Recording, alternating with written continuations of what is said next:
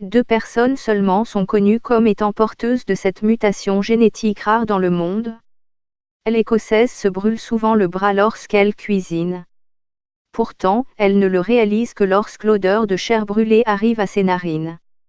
Certaines pertes de cheveux seraient dues à vos gènes. Ce n'est qu'à l'âge de 65 ans qu'elle s'est rendue compte qu'elle était différente. Les médecins ne comprenaient pas pourquoi elle n'avait pas besoin d'analgésique après une opération grave. Quand elle a subi une intervention chirurgicale à la main, les médecins l'ont averti qu'elle devrait s'attendre à des douleurs par la suite. Lorsqu'elle n'a rien senti, son anesthésiste le Dr Devji Srivastava l'a envoyée chez des généticiens spécialisés à l'University College London, Université catholique de Louvain, et à l'Université d'Oxford. Après les tests, les chercheurs ont conclu à des mutations génétiques, la cause de sa très grande tolérance à la douleur. Joe, originaire du nord de l'Écosse, a expliqué à BBC Scotland que les médecins, très sceptiques, ne la croyaient pas quand elle disait qu'elle n'aurait pas besoin d'antidouleur après son opération. Quand ils ont découvert que je n'en avais pas eu besoin, ils ont vérifié mes antécédents médicaux et ont découvert que je n'avais jamais demandé d'analgésique. Les femmes médecins meilleures pour les patientes cardiaques une fois diagnostiquées, Joe s'est rendu compte qu'elle n'était pas seulement incroyablement en bonne santé, comme elle l'avait cru, tu es ce que tu es, jusqu'à ce que quelqu'un te le fasse remarquer, tu ne te poses pas de questions. Un patient atteint du VIH en rémission durable, elle explique, ce serait bien d'être averti quand quelque chose ne va pas. JJE ne savait pas que ma hanche était partie avant qu'elle ne soit vraiment partie, je ne pouvais pas marcher avec mon arthrite. Les médecins pensent qu'il est possible qu'elle puisse guérir plus rapidement que d'habitude. Cette combinaison particulière de gènes la rend également distraite et moins anxieuse. C'est le gène heureux ou le gène de l'oubli.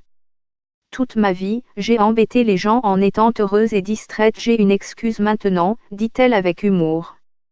Joe raconte qu'elle a eu récemment un petit choc en voiture, mais qu'elle n'a pas été si bouleversée que cela, je n'ai pas d'adrénaline.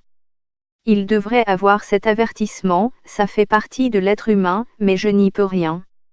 L'autre conductrice, poursuit-elle, tremblait de tous ses membres, mais elle a gardé son calme. Je n'arrive pas à comprendre cette réaction, ce n'est pas du courage, c'est juste que la peur n'est pas là.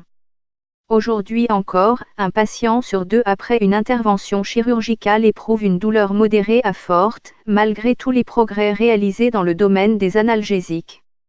Il reste à voir si de nouveaux traitements pourraient être mis au point sur la base de nos découvertes, explique le Dr Srivastava.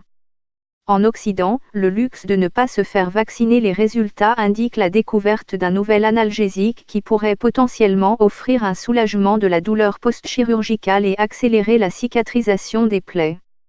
Nous espérons que cela pourrait aider les 330 millions de patients qui se font opérer chaque année dans le monde.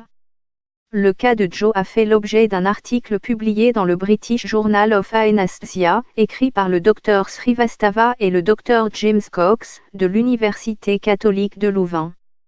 Selon le Dr Cox, les personnes qui sont rarement insensibles à la douleur peuvent être utiles à la recherche médicale, car nous apprenons comment leur mutation génétique influe sur leur expérience de la douleur. Nous encourageons donc toute personne qui n'éprouve pas de douleur à se manifester. Nous espérons qu'avec le temps, nos résultats pourront contribuer à la recherche clinique sur la douleur et l'anxiété post-opératoire, et potentiellement la douleur chronique, le syndrome de stress post-traumatique et la guérison des blessures, a-t-il conclu.